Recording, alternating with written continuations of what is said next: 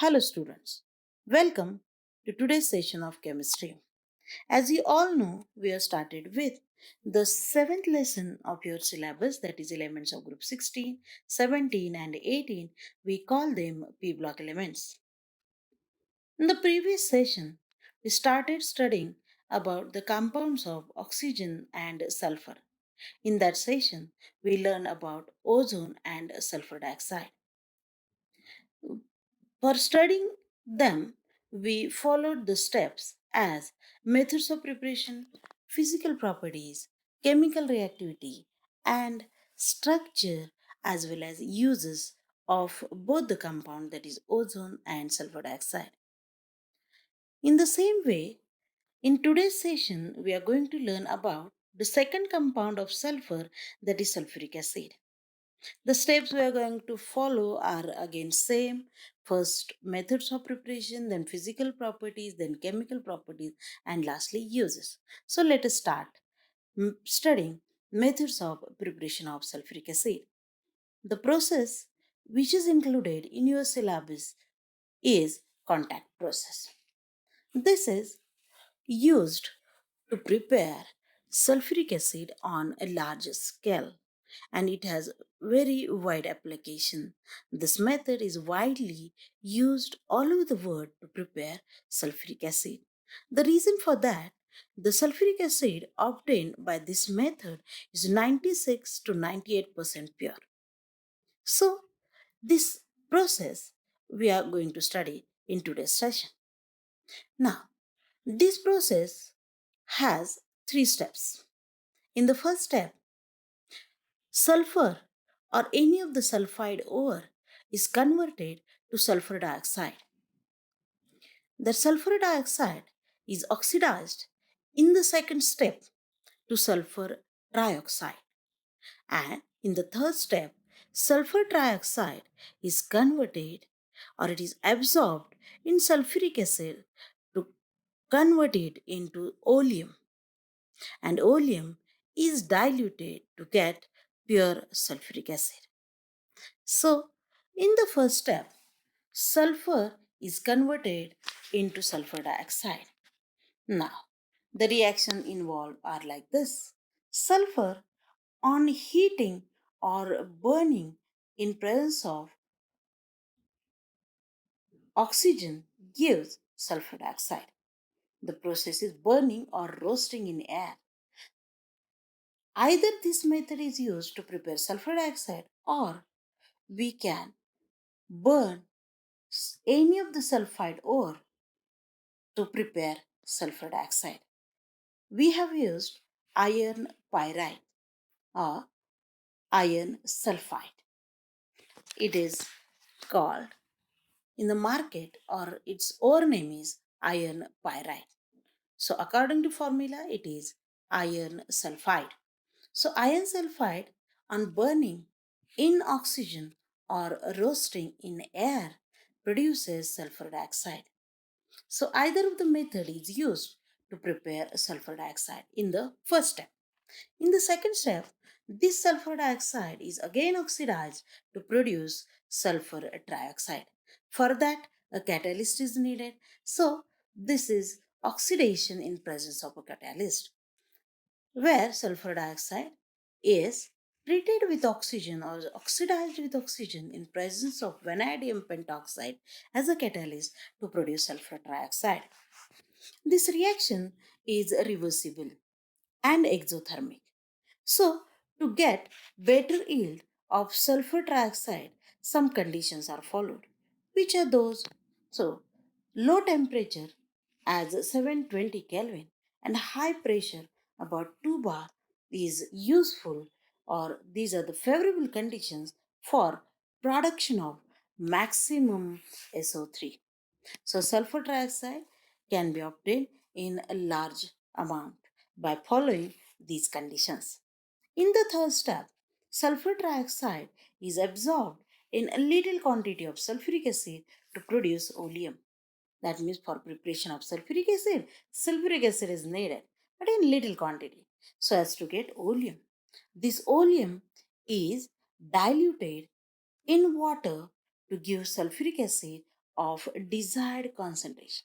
So quantity of water we are going to take is dependent upon the dilution we require of sulfuric acid. So by dilution of oleum, we get sulfuric acid in the third step. And as I have told you, the sulfuric acid obtained by this process is 96 to 98% pure. So this method of preparation of sulfuric acid, that is contact process, is very important as far as exam is concerned. The question for 3 marks can be asked, how will you prepare sulfuric acid by contact process? So this is all about method of preparation of sulfuric acid. Now, physical properties of sulfuric acid. We will see one by one. First property is it is colorless, dense, oily liquid. You have seen sulfuric acid in laboratory. So it is oily liquid and is colorless. Secondly, its density or specific gravity is about 1.84 grams per cubic centimeter at 298 Kelvin. Its freezing point is 283 Kelvin and its boiling point is 611 Kelvin. It is highly corrosive and produces severe burns on the skin. So, if your skin comes in contact with sulfuric acid, it produces burning on your skin. So, it is highly corrosive. Now, third step we are going to follow or we are going to study the chemical properties of sulfuric acid. We will see one by one. First property is acidic property. We say sulfuric acid as an acid. Which criteria is applied to decide the acidic property of sulfuric acid? That is Arrhenius concept. Sulfuric acid in aqueous medium produces H plus ions. These are hydronium ions because H plus on combination with water produces H3O plus, that is hydronium ion or H plus ions in water. Along with that, HSO4 minus ions are produced. These HSO4 minus ions on large excess of water, as water is present in the medium, are converted into SO4 minus 2 ions and H2O plus ions are again produced. That means one molecule of sulfuric acid produces two molecules of H plus ions and SO4 minus 2 ions. If we combine both these reactions, we can conclude that. That means H2SO4 in aqueous medium produces large number of H plus ions.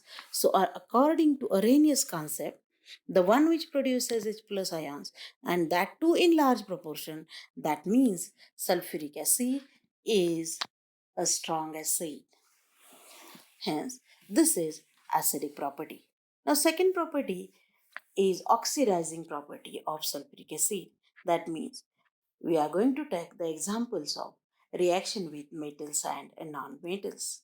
Metals and non-metals both get oxidized by hot concentrated sulfuric acid to give sulfur dioxide. We have taken the example of metal, copper. On treatment with hot concentrated sulfuric acid, it produces copper sulfate, sulfur dioxide, and water. As sulfur dioxide is produced, this is oxidation process. Suppose we have taken non-metal like sulfur. With constant sulfuric acid, again it gets oxidized to sulfur dioxide. Take one more example. Carbon. It is again a non-metal. It also gets oxidized to CO. That means carbon with sulfuric acid produces carbon dioxide, sulfur dioxide, and water. So, this is oxidizing property of sulfuric acid. It oxidizes both metals as well as non-metals. Now, the third property, and that is a dehydrating property. What is dehydration? D is removal. Hydration, that means water. So, concentrated sulfuric acid is a strong dehydrating agent. It removes water from sugar or carbohydrates. The process is like this. If we take a sugar, this is sucrose, C12H22 or 11. The sugar we eat. If you add concentrated sulfuric acid in that sugar, you get carbon left behind along with water, and this water gets evaporated. Hence, only carbon is remaining, and the process is called charring. So, this is dehydration, removal of water from sugar. So, sulfuric acid is strong dehydrating agent. Now, next reaction we are going to study is reaction with salt. Concentrated sulfuric acid decomposes salt. Decomposes again, separates salt into acids which are formed from that. That means, suppose salt like NaCl, strong acid, strong base salt. This salt, when it is treated with sulfuric acid, it gets separated, decomposed, and you get HCl and NaHSO4. That means sodium and chlorine are separated by sulfuric acid. So sodium hydrogen sulfate and HCl. So salt produce acid from acid. Again, suppose we have taken potassium nitrate. On treatment with sulfuric acid, it gives potassium hydrogen sulfate. And with the formation of another acid, that is HNO3. So, suppose we have taken calcium fluoride, it will give you HF as an acid along with calcium sulfate. So, with salt, sulfuric acid forms another acid. So, these are the four chemical properties of sulfuric acid. Which are those? First one is acidic properties, that means we have to prove sulfuric acid is a strong acid. Second property is oxidizing property. Third is a dehydrating property. And fourth is reaction with salt. Now we will study the uses of sulfuric acid. As sulfuric acid shows so many chemical properties, it has wide applications or uses. So first use. It is very important industrial chemical. It is used in the manufacture of fertilizers such as ammonium sulfate, superphosphate, etc. So first important chemical use or in industrial chemical which is used to prepare fertilizer is sulfuric acid. Second is in the manufacture of paints, pigments, or dyestuffs. So, during the preparation of these paints or dyestuff, intermediate used is sulfuric acid. In petroleum refining, also sulfuric acid is used. Refining is purification. For the purification of crude petrol to it is used, that means crude petrol to pure petrol is carried out by using sulfuric acid. Next, in detergent industry also sulfuric acid is used. In metallurgy is obtaining metals from ores. In that process also for cleaning the metals sulfuric acid is used. In electroplating and galvanizing, electroplating, that is coating of one metal over the surface of another metal. For that process also sulfuric acid is needed. Galvanizing is again electroplating, but it is electroplating of zinc on generally on iron. For that also sulfuric acid is needed. In storage batteries, which are storage batteries? The batteries used in vehicles, in automobiles, are storage batteries. So, in that storage battery, sulfuric acid plays important role. So, it is lastly can be used as laboratory reagent. So, in laboratory we require it the most. So, these are the uses of sulfuric acid. So, now the time for assignment. First question will be, how will you prepare sulfuric acid by using contact process? Explain a dehydrating property of sulfuric acid. That will be the second question. What are the uses of sulfuric acid? It is the third question. So, this is all about today's session. Thank you.